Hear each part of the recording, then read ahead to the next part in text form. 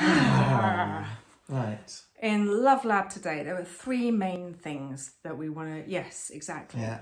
The first one was the unspoken feelings that happen in a relationship. Yeah. The second one was attachment styles. Like how we relate, our particular style of that. To each other. And the third one was synchronicity, mirroring or attunement, a bit like what you're doing right now. Exactly, and that was the embodiment part of our workshop today. Embodiment.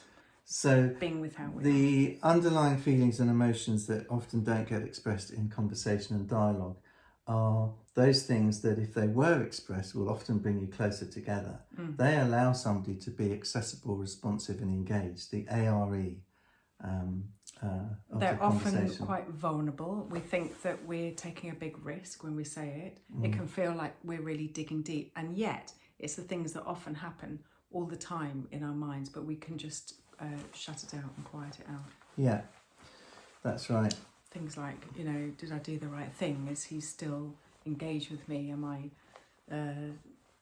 is he still happy with me? Things like that, quite ordinary things. Yeah. And then we still want to be with me, even when you go another layer. And then we talked about attachment styles, and there are three attachment styles. Do you want to the first one, I seem to be doing that already. The first one is the securely attachment style, and about half of the population are securely attached. Yeah.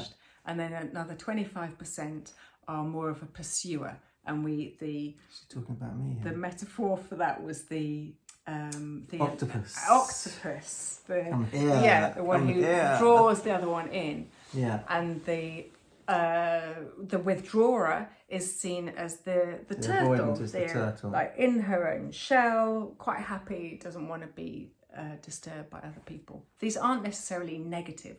Yeah. So the positive spin on all this is that the octopus is somebody who's actually very giving, very generous. They very good at taking care of others, and they really love being around other people. And the tortoise, the turtle, is somebody who's actually very self-reliant. They can take good care of themselves, and they're actually very creative. And when they're given space, they're very creative, and they really can get on with things and do great work. And it's really helpful in a relationship for people to be able to not only know themselves more, but know each other and see how each other respond. Yeah, that's right. So then those are the three, and the third one is the secure attachment, which is 50% of the population are secure. And I already said that. Oh, shucks, I got it wrong. She's going to think I'm a right schmuck. I wanted to go on to the third part of the workshop, which was about the synchronicity, how we mirror each other sometimes without even realising it. Yeah. And that this is very much about the relationship as a whole. So we're seeing the relationship, we're attuning to the relationship rather than to ourselves necessarily or each other. It's like the third entity that gets attended to. You're building that element of the relationship, attunement. And I was going to say something, I've forgotten what it was. Oh God. It was about, there was something else important about attunement. You can do this. I can do it. It was about, knowing about our attachment style. I've got it right, thank God. She's going to think I'm lovely after all. It's about the, about knowing each other's attachment styles. So I'm more of an octopus. I like to connect. I like to look after you.